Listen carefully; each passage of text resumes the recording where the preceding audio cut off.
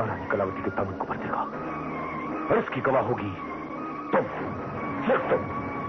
सिर्फ मैं ही नहीं, पूरा चुनारगढ़ इस बात का गवाह है कि आपने महारानी कलावती को प्यार देने में कभी कोई कमी नहीं रखी और ना ही खुशियां लुटाने में कभी झिझके। क्या नहीं दिया आपने उनको? तारा, जो दिया जो किया वो शिवदत्त के प्यार के मुकाबले बहुत कम है। चुनारगढ़ की तमाम दौलत और खुशियां तो महारानी कलावती की है, लेकिन इसके साथ साथ शिवदत्त सुमेधा के तिलिस्मी खजाने का वो शानदार तोहफा महारानी कलावती के दामन में डाल देना चाहता है। लेकिन अब क्या महाराज? तारा, महारानी पर किए गए कातिलाना हमले के वारदात ने शिवदत्त के चट्टानी इरादों को जड़ से उखाड़ दिया था। उस वारदात के साथ शिवदत्त ने महारानी कलावती की आंखों में मौत की परछाई देखी थी। वो दर्द, वो पीड़ा, वो सब देखकर शिवदत्त का दिल दहल गया था। शिवदत्त उस मंजर को कभी भुला नहीं सकता था। उसे भुलाने की कोशिश कीजिए महाराज, क्योंकि महारानी कलावती के जख्म तो सूख जाएंगे, लेकिन अगर आप अपने जख्मों को इसी तरह कुरेदते रहे तो वो नासूर बन जाएंगे। इसीलिए उस खौफनाक मंजर को भुला दीजिए। एक बहुत ही हसीन और खूबसूरत मंजर आपका इंतजार कर रहा है।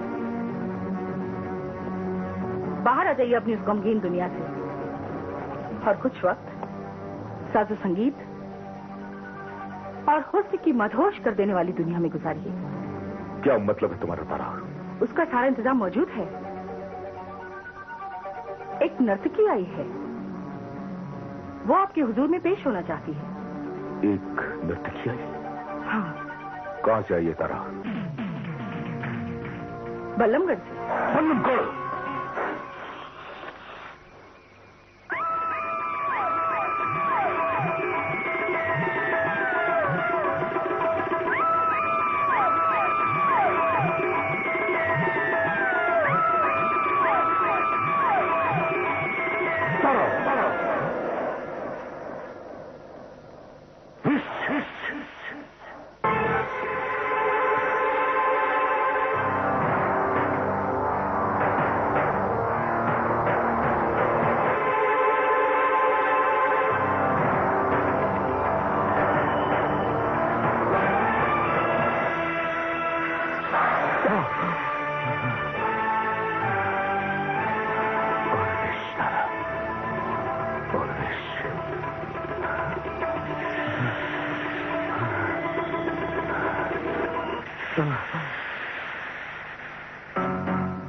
तीर एकदम सही निशाने पर लगा है। जैसे ही महाराज शिवदत्त को पता लगा कि वो नर्तकी बल्लमगढ़ की है, उनका वो सोया हुआ पुराना जुनून एक बार फिर से जाग उठा। अब जहर और जुनून का वो सैलाब उमड़ेगा जिसके लावे में महारानी कलावती और वो नर्तकी दोनों ही दम तोड़ देंगी। महारानी कलावती दम तोड़ देगी? ये कैसे हो सकता है? वो ऐसे कि महारानी कलावती ने सौगंध खाई थी, अगर महल में होने वाली नर्तकियों की हत्याओं का सिलसिला नहीं रुका और महाराजा शिवदत्त ने अपनी इस खूनी जुनून को नहीं छोड़ा तो वो उन्हें छोड़ देंगे। लेकिन महाराजा तो खुद उन्हें जुनून की हद तक चाहते हैं, तो वो उन्हें छोड़ने देंगे? नहीं छोड़ने देंगे। इसीलिए तो तारा ने सोच समझ के ये पासा फेंका है, क्योंकि महारानी अपने कौल की पक्की है। महाराजा शिवदत्त उन्हें नहीं छोड़ेंगे और अपने कौल की खातिर महारानी कलावती खुदकुशी कर लेगी। एक दफा पहले भी ऐसा हो चुका है, तब महाराजा शिवदत्त ने उन्हें बचा लिया था। पर मैं यकीन से कहती हूँ इस बार ऐसा नहीं है। अच्छा, फिर तो तुमने सही बार किया है तारा। हाँ, महाराजा शिवदत्त के उस खूनी जुनून को एक बार फिर से जगा दिया। अब वो नर्तकी तो मरेगी ही, महारानी कलावती भी नहीं बचेगी। जरा देखकर तो आओ, वो नर्तकी कौन है जो अनजाने में मेरी जिंदगी में वरदान बनकर आ गई। मैं भी चलूं? नहीं, तुम यहीं रुको, मैं अकेली ही जाऊंगी।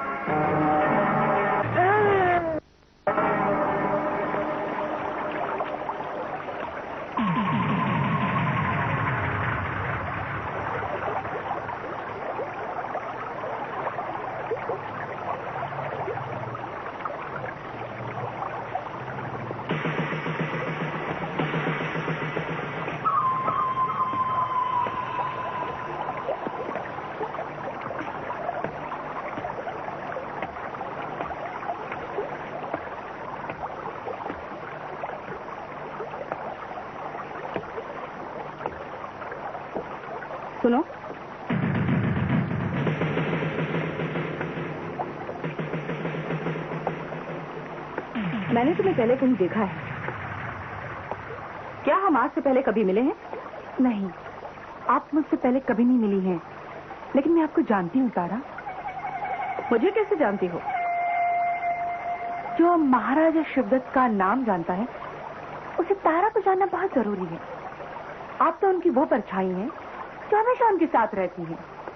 महाराज शिवदत्त अगर सूरज है तो आप उनकी किरण। क्या आपको जानने के लिए इतना काफी नहीं है? बातें बहुत अच्छी कर लेती हैं। हम नर्तकियों की यही तो एक तहजीब है। आप जैसे कदरदानों का दिल न रख सके तो हमारा नृत्य हमारे वजूद किस काम का? मैं तो सोच कर आई थी कि बहला फुसला कर तुम्हें वापस रुखसत कर दूंगी, लेकिन तुम्हारी इन मीठी मीठी बातों ने हमारे दिल के जरिए महाराजा शिवदत्त के रंग महल के दरवाजे पर दस्तक दे दी। महाराजा शिवदत्त के महल के दरवाजे कब खुलेंगे? कब मैं उनकी दीदार कर सकूंगी? कब उन्हें मैं अपनी नृत्य का कमाल दिखा पाऊंगी? आज ही मैं तुम्हें महाराजा शिवदत्त के सामने पेश करूंगी। क्या नाम है तुम्हारा? मेरा नाम रंभा है, लेकिन आपके मुंह से खुशखबरी सुनकर मुझे लगने लगा है कि मैं अपना नाम सौभाग्यवती रखूं। आज से तुम हमारी मेहमान हो। किसी भी चीज की जरूरत महसूस करो तो बेहिचक तलब कर लो। आपका साथ और महाराजा शिवदत्त के दीदार, इससे ज्यादा मुझे और कुछ नहीं मांगना। ठीक है, आज की रात मैं खुद तुम्हें महाराजा शिवदत्त के सामने पेश करूंगी। तैयार रहना।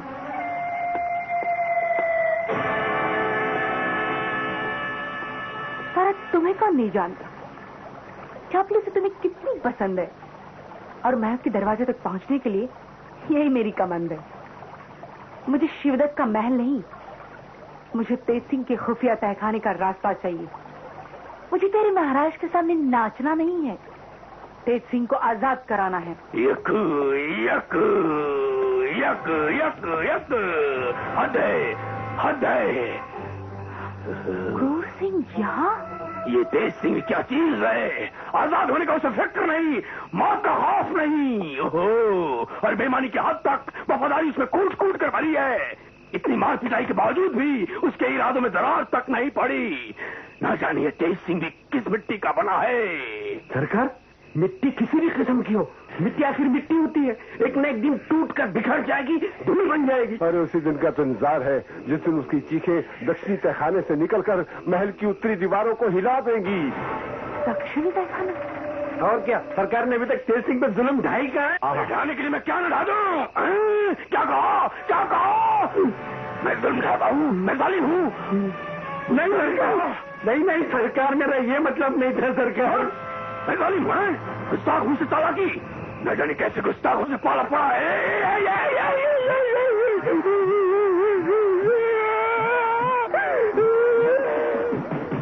ये क्या हुआ? कुछ मेरी मैं तो पाठशाला से पढ़ के आया, मुझे भूख लगी है। अरे सरकार, ये आपको क्या हो गया है? फिर से बचपने में चले गए आप। अब आपको वापस क्रूर सिंह बनाने के लिए थप्पड़ मारना पड़ेगा। अरे रुको, इन्हें बचपन ही में रहने दो। अगर ये होश में आ गए तो मेरी हालत बुरी कर देंगे।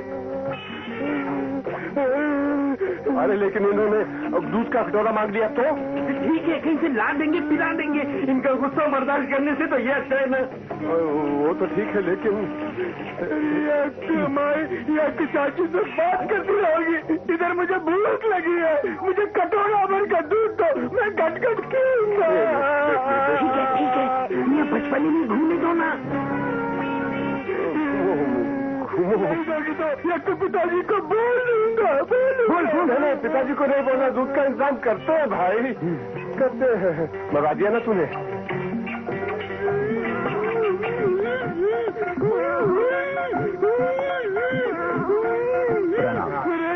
पिताजी, मुझे बहुत भूख लगी है, मुझे कोई भी दूध नहीं देता। दूध मांगता हूँ तो ऊपर से लोग मारते, डांटता है। मेरी अक्के माई, तुम ही बताओ ना, मुझे बार बार कौन मारता है, कौन मारता है?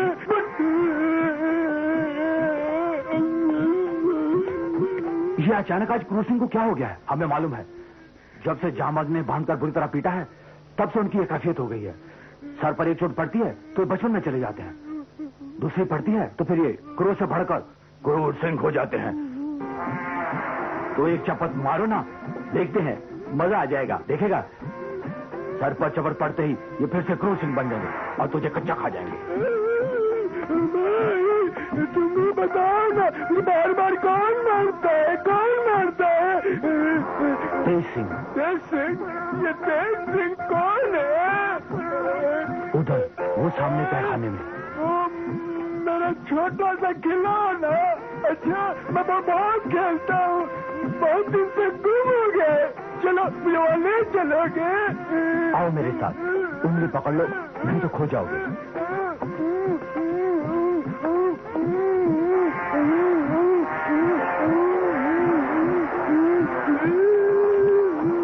वो रहा तुम्हारा खिलौना, तुम्हारा शैतान दोस्त तेज सिंह। जाओ और जाकर उससे पूछो कि तुम्हें बार बार क्यों मारता है वो। हम चलते हैं अपने पैरे पे, चलो।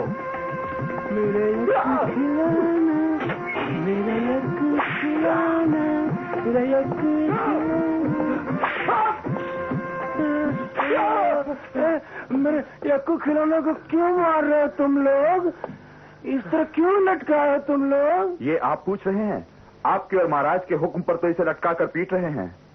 ओहो, अच्छा अच्छा, तो तुम लोग हमारे हुक्म का पालन कर रहे हो, लेकिन तुम लोगों ने ये आग क्यों जलाई है? क्या बात करते हैं क्रूर सिंह जी? अरे आप तो सब कुछ जानते हैं। कहीं ऐसा तो नहीं कि आप हमारा इम्तिहान ले रहे हैं? आप देखिए तो सही, इन आग की लपटों में इस मगरूर का गरूर मोम की तरह किस तरह पिघल कर टपकने लगेगा। आग और दहकाओ, और दहकाओ आग। हाँ, और वाह वाह, ऐसा जादुई मसाला तो हमारे पास भी है, दिखाओ। हाँ दिखाओ। ये है ऐसे।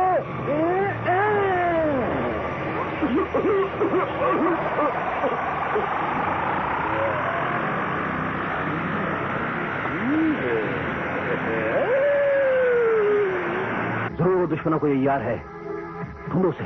कौन छुपा है वहां पर?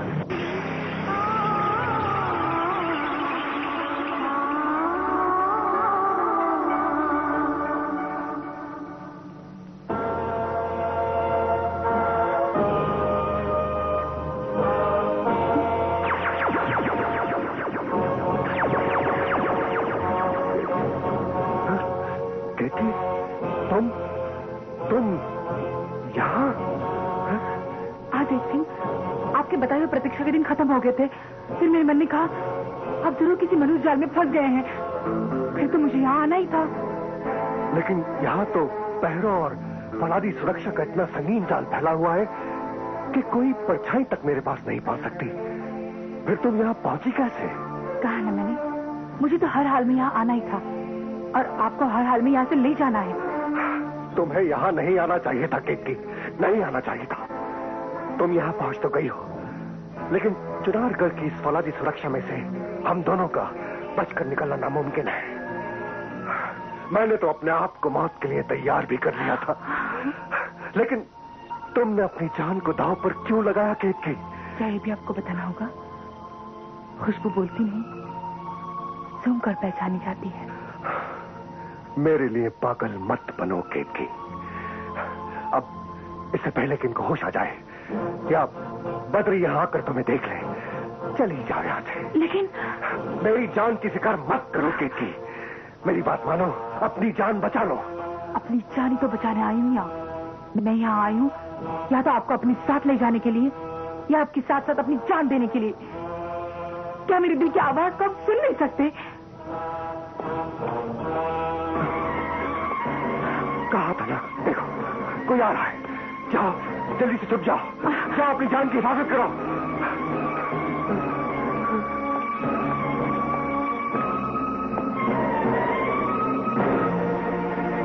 ये क्या? यहाँ तो सब बेहोश है। सावधान, इस मंजर से साफ जाहिर है कि हमारे बीच दुश्मन का कोई आदमी घुस आया है और वो यहीं कहीं पोशीदा है। ये लोग होश में आ जाए तो बता सकेंगे कि इससे हादसा कैसे हुआ। इनको होश में लाना बहुत जरूरी है।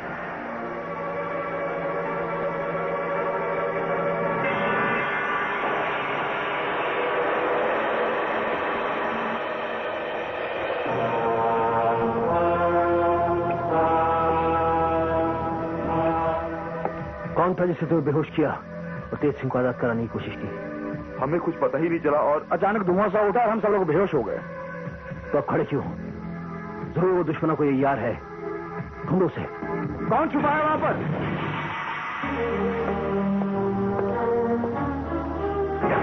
मैं। यहाँ तुम हो? तुम यहाँ क्या कर रहे हो? बहुत खूब बद्रीनाथ, यही सवाल मैं तुमसे कर सकता हूँ।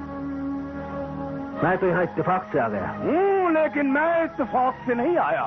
मुझे शक हुआ कि यहाँ कोई साजिश चल रही है और मैं जानबूझकर यहाँ आ गया। और जब यहाँ आया तो ऐसा ही पाया जैसा शक हुआ था। इससे पहले कि कोई कदम उठाता, दूर से धुआं उठा, हवा में खुशबू फैल गई, सब बेहोश हो गए। उनके साथ साथ मैं भी बेहोश हो गया और जब होश में आया तो मैंने तुम्हें पाया। इसका मतलब यहाँ कोई दुश्मन का यार मौजूद है। ये उसी का कारनामा है। हाँ, हो सकता है। हो सकता है दुश्मन का वो यार तुम ही हो। तुम मुझ पर शक कर रहे हो क्रूर सिंह? हाँ, तुम। मेरा मतलब ये है कि दुश्मन का वो यार तुम्हारे वेश में यहाँ मौजूद हो। हाँ, तुम्हारे वो तीनों साथी कहाँ हैं? बद्रीनाथ, अब बदले में तुम मुझ पर शक करने लगे। 3 नहीं तो हाँ, मुझे मिलाकर 3 कह सकते हो। तुम यही रहना। अजगर, इससे पहले कि पंडित जगन्नाथ के तीर कारगर साबित हो, इससे पहले कि सभ्या की जबान खुल जाए, और इससे पहले कि अंबा और मेरे हाथों की पोटली खुल जाए, सभ्या को खत्म करने के लिए कोई धारदार हथियार खोजना जरूरी है। तारा, तुम्हारी इतनी घबराहट का सबब मेरी समझ में नहीं आता। सभ्या तो बेजान है। वो जीती जागती एक लाश बन चुकी है। वो बेजान जरूर हो गई, लेकिन उसके आत्मबल की ताकत मैंने देखी है। उसी आत्मबल की ताकत से कुछ क्षणों के लिए उसने अपने बेजान हाथों को जोड़ा और मां देवी से महारानी के प्राणों की खातिर याचना की। उसी आत्मबल को वो दोबारा जागृत कर सकती है। महारानी की जान तो बचा चुकी है, पर मुझे मौत के मुंह में ढकेल सकती है कभी भी। तो मुझे क्या करना होगा? यही तो सोचना है। सभ्या पर किए गए मेरे कातिलाना हमले का नतीजा ये हुआ कि पहरेदारों का पहरा उसके कक्ष में और भी मजबूत कर दिया गया, और इसीलिए मौत का घेरा मेरी तरफ बढ़ता चला रहा है। अजगर, तुम तुरंत सुल्ताना को खबर करो। उस भटकते हुए लावे को, उस ज्वालामुखी को किसी भी कीमत पर मेरे सामने पेश करे। धधकता लावा, ज्वालामुखी, आखिर कौन है ये शख्स? ये वो शख्स है जिसे कोई भी पहरा नहीं रोक सकता। वो महल के जिस कोने में भी जाना चाहेगा, पंडित जगन्नाथ उसे जाने की इजाजत देंगे।